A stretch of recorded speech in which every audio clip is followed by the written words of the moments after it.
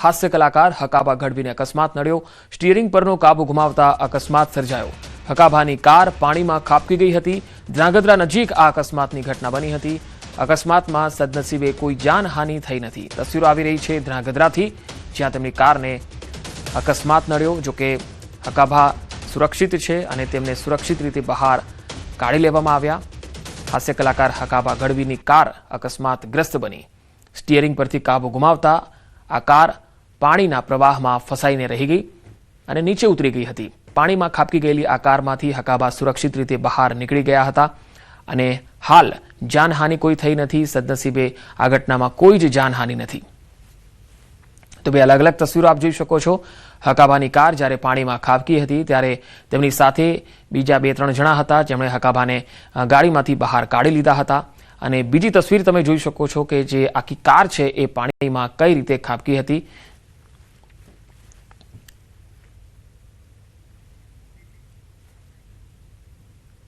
ગીર સોમનાથમાં ટ્રેક્ટરે અને કાર વચ્ચે અકસ્માત થયો।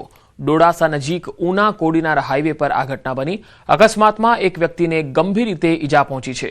કારમાં સવાર 4 થી 5 લોકોનો આ બાદ બચાવ થયો છે। પોલીસે સ્થળ પર પહોંચીને આગળની તપાસ હાથ ધરી છે। તો ઉના કોડીનાર હાઈવે પર આ અકસ્માત, જેમાં કારમાં સવાર 4 થી 5 લોકોનો આ બાદ બચાવ થયો છે, જ્યારે એક વ્યક્તિ ગંભીર રીતે ઈજાગ્રસ્ત થઈ છે। ડોડાસા નજીક હાઈવે પર આ ઘટના બની હતી, જેમાં ટ્રેક્ટર અને કાર વચ્ચે અકસ્માત થયો હતો। કારમાં સવાર 4 થી 5 લોકો ઈજાગ્રસ્ત થયા।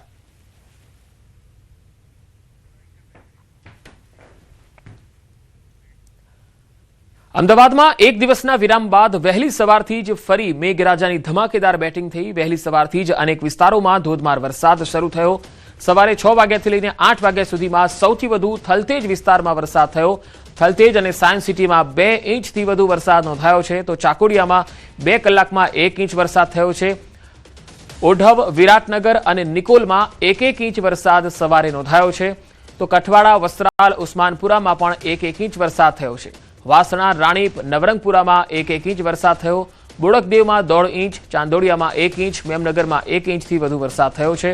બાકરોલમાં 1 ઇંચ, કાલુપુર, અસારવા, દાણાપીઠમાં 1/2 ઇંચ વરસાદ થયો છે।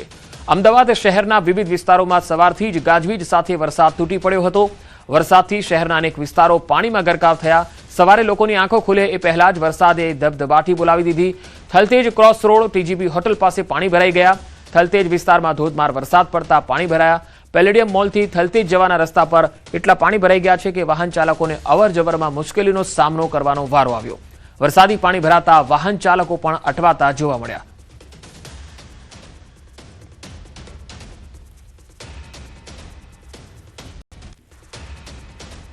અમદાવાદમાં ફરી એકવાર ધોધમાર વરસાદ વરસ્યો છે અને તેના કારણે શહેરમાં પાણી ભરાવાની સમસ્યા નીચાણવાળા વિસ્તારોમાં જોવા મળી છે। અને ચાણક્યપુરી વિસ્તારના દ્રશ્ય છે, હું સીધા દ્રશ્ય આપને બતાવીશ। હાલ આપ જે દ્રશ્ય જોઈ શકો છો કે ચાણક્યપુરી વિસ્તારમાં 1 ઇંચ જેટલો વરસાદ વરસ્યો છે, પરંતુ એ વરસાદમાં પણ અહીંયા પાણી ભરાવાની સમસ્યા સર્જાઈ છે। હાલ આપ જોઈ શકો છો કે એક બંગલો છે, રોડ પરનો આ બંગલો છે અને તેના કેમ્પસમાં પાણી ભરાયા છે। ક્યાંક ને ક્યાંક નીચાણવાળો વિસ્તાર છે, દર વખતની આ સમસ્યા છે। લોકોએ આ રીતે હાલાકીનો સામનો કરવો પડતો હોય છે। પાણીમાં પસાર થઈ અને લોકોએ અવર જવર કરવી પડતી હોય છે, પરંતુ તેમ છતાં ક્યાંક ને ક્યાંક અહીંયા પાણીના નિકાલની કોઈ પણ પ્રકારની વ્યવસ્થા નથી અને તેને લઈને જ ક્યાંક ને ક્યાંક લોકોએ હાલાકીનો સામનો કરવો પડી રહ્યો છે। આ એસજી હાઈવે તરફ જતો જે આ માર્ગ છે, ચાણક્યપુરીથી એસજી હાઈવે તરફ, હાઈકોર્ટ તરફ જતો આ માર્ગ છે અને દર વખતે જ્યારે પણ વરસાદ પડે છે ત્યારે અહીંયા આ જ સ્થિતિ સર્જાય છે। તેમ છતાં અહીંયા પાણીના નિકાલ મ્યુનિસિપલ કોર્પોરેશન કરી શક્યું નથી અને તેના જ કારણે દર વર્ષે આ જ સ્થિતિનું નિર્માણ અહીંયા જોવા મળે છે અને લોકોએ હાલાકીનો સામનો કરવો પડતો હોય છે। અને હાલ એક મહત્વપૂર્ણ ખબર આવી રહી છે। સાબરમતી નદીમાં પાણીનું લેવલ ઓછું કરાયું છે। વરસાદનું પાણી નદીમાં જઈ શકે તે માટે આયોજન, મોટાભાગે નદી ખાલી કરી દેવામાં આવી। વરસાદી પાણીના નિકાલની વ્યવસ્થાને ધ્યાનમાં રાખીને નિર્ણય કરાયો છે। ગુરુવારે વરસેલા વરસાદ બાદ શહેરમાં જળબંબાકાર જેવી સ્થિતિ સર્જાઈ હતી, જેથી સાબરમતી નદીના પાણીનું જે લેવલ છે તે ઓછું કરવામાં આવ્યું છે, જેથી વરસાદનું પાણી છે તેનો નિકાલ કરી શકાય। તો સાબરમતી નદીમાં પાણીનું લેવલ ઓછું કરવામાં આવ્યું। વરસાદનું પાણી નદીમાં જઈ શકે તે માટે આયોજન કરાયું છે। મોટાભાગે નદીને ખાલી કરી દેવામાં આવી છે। વરસાદી પાણીના નિકાલની વ્યવસ્થાને ધ્યાનમાં રાખીને આ નિર્ણય કરાયો છે, કારણ કે ગુરુવારે જે રીતે વરસાદ આવ્યો હતો અને ઠેર ઠેર પાણી ભરાઈ ગયા હતા, શહેરમાં જળબંબાકાર જેવી સ્થિતિ હતી, ત્યારે એનો નિકાલ થઈ શકે તેના માટે આ સુચારું આયોજન છે। અમદાવાદ શહેરમાં વરસેલા અનરાધાર વરસાદ બાદ અમદાવાદ શહેરમાં જળબંબાકાર જેવી સ્થિતિ સર્જાઈ હતી। ચારે તરફ માત્ર અને માત્ર પાણી જોવા મળ્યું હતું। જો કે હજી પણ વરસાદની આગાહી કરવામાં આવી છે અને ભારે વરસાદ હજી પણ અમદાવાદની અંદર વરસી શકે છે અને ફરી એક વખત જળબંબાકારની સ્થિતિ ન સર્જાય તે માટે સાબરમતી નદીમાંથી પાણી ખાલી કરી દેવામાં આવ્યું છે। આપ જોઈ શકો છો દ્રશ્યની અંદર હાલ મોટાભાગે પાણી છે તે ખાલી કરી દેવામાં આવ્યું છે। નદીનું જે લેવલ છે તે 123 ફૂટ રાખવામાં આવ્યું છે, કારણ કે જે રીતે ગુરુવારે વરસાદ પડ્યો હતો ત્યારે નદીનું જે સ્તર હતું તે 130 ફૂટથી વધારે હોવાનું જાણવા મળી રહ્યું હતું અને તેના કારણે જે શહેરની અંદર પાણીની આવક થઈ હતી, વરસાદી પાણીના નિકાલ માટેની સમસ્યા સર્જાઈ હતી અને ચારે તરફ માત્ર ને માત્ર પાણી જોવા મળ્યું હતું। જો કે હાલમાં પણ વાસણા બેરેજના કેટલાક દરવાજા છે તે ખુલ્લા કરી દેવામાં આવ્યા છે કે જેથી કરીને જો અમદાવાદ શહેરની અંદર ભારે વરસાદ વરસે તો જળબંબાકારની સ્થિતિ ન સર્જાય અને તેની તકેદારીના ભાગરૂપે હાલ આજે સાબરમતી નદી છે તે મોટા ભાગે ખાલી કરી દેવામાં આવી છે। કેમેરામેન હિરેન શાહ સાથે ઋત્વિજ સોની, ન્યૂઝ 18 ગુજરાતી, અમદાવાદ। વાવ-થરાદના સવાપુરા ગામના ખેડૂતો કોન્ટ્રાક્ટરની બેદરકારીના કારણે ભારે મુશ્કેલીમાં મુકાઈ ગયા છે। અહીંયા સવાપુરાથી ભોરોલ જતી ડિસ્ટ્રીબ્યુટર કેનાલની નાળાનું કામ સમય મર્યાદામાં પૂર્ણ ન થયું, છતાંય ભડોદર સીમ તરફનું વરસાદી પાણી કેનાલમાં છોડવામાં આવતા પાણી નાળામાંથી ઓવરફ્લો થઈને ખેતરોમાં ફરી વળ્યા છે, લોકોના ઘરો સુધી ઘૂસી ગયા છે। આ પાણી વરસાદનું નહીં પરંતુ કેનાલમાં છોડવામાં આવેલા પાણીના કારણે ભરાતા અંદાજે 70 એકર ખેતીની જમીન જળબંબાકાર બની ગઈ। મગફળી અને બાજરી સહિતના ઊભા પાક પાણીમાં ગરકાવ થતા ખેડૂતોને લાખો રૂપિયાનું નુકસાન વેઠવાનો વારો આવ્યો। ખેડૂતોનો આરોપ છે કે કોન્ટ્રાક્ટર અને સંબંધિત એજન્સીની બેદરકારીના કારણે આ સ્થિતિ ઉદ્ભવી છે। જવાબદારો સામે કડક કાર્યવાહી થાય, પાક અને ઘરવખરીના નુકસાનનું સર્વેક્ષણ કરી સરકાર તાત્કાલિક વળતર અને સહાય જાહેર કરે તેવી ખેડૂતોની માંગ છે।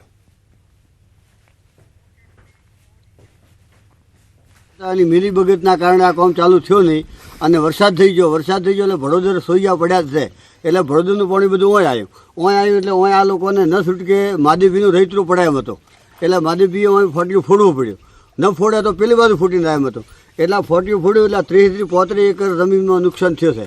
1 એકરે 1 લાખનું નુકસાન ગણો તો આ સિઝન નહીં પણ 3 સિઝન નુકસાન થયું છે। આ 3 સિઝનો ફેલ જશે અને કારણ કે આ ભડોદરનું પાણી આવે છે ખેતરોનું, આ પાણી બંધ નહીં કરે તો અમારે 3 સિઝનો ફેલ જશે અને અમે એવી રજૂઆત કરીએ છીએ કે જે આ કામ ચાલુ કરે અને કોન્ટ્રાક્ટરની બેદરકારી, મજૂર આવ્યા વગર એક મહિનોથી કામ બંધ છે। સૌપુરા ભોરોલ ડિસ્ટ્રિક્ટ છે એની અંદર કોન્ટ્રાક્ટરની બેદરકારીથી આ નાળો તોડીને મેલ્યો હતો અને ભડોદરનું પાણી આવીને અમારા ખેતર ભરાઈ ગયા, અમને ગરીબ ખેડૂતોને પાયમાલ કરી નાખ્યા।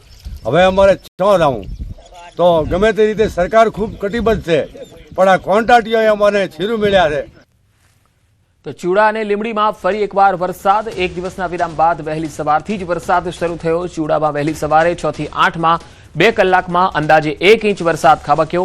લીંબડી શહેર સહિત ચોરણિયા, સિયાણી, નટવરગઢ અને નાના ટીમલા સહિતના ગ્રામીણ વિસ્તારોમાં પણ વરસાદ થયો છે।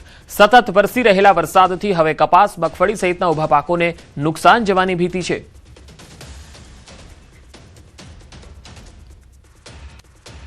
તો આ તરફ પંચમહાલના ઘોગંબાના પૂર્વ વિસ્તારમાં વરસાદના અહેવાલ આવી રહ્યા છે। ગાજવીજ સાથે મેઘરાજાએ ધમાકેદાર એન્ટ્રી કરી છે। વહેલી સવારથી ધીમી ધારે શરૂ થયેલા મેઘરાજાએ મન મૂકીને મંડાણ કર્યા છે। વરસાદ મન મૂકીને વરસતા ખેડૂતોમાં આનંદ છે। નદી, નાળા, ચેકડેમ અને જળાશયોમાં નવા નીરની પણ આવક થઈ રહી છે, જેના લઈને ખેડૂતો ખુશખુશાલ જોવા મળી રહ્યા છે।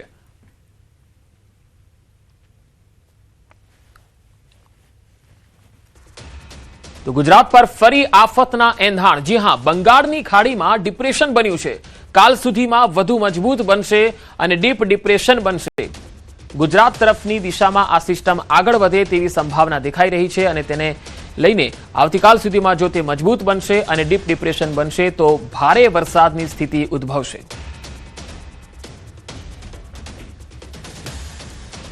તો ગુજરાત પર ફરી આફતના એંધાણ છે। તસવીરો આપણે બતાવીશું કે કઈ રીતે સિસ્ટમ છે ગુજરાત તરફ આવી રહી છે। તો આ જે સિસ્ટમ એક્ટિવ થઈ છે એ આપ ફરી એક વખત અમે દ્રશ્યોમાં આપણે બતાવીશું. આ સેટેલાઇટ ઇમેજ છે, તેના માધ્યમથી હવામાન વિભાગે જે જારી કરેલી ઇમેજ છે એ આપણે બતાવી રહ્યા છે.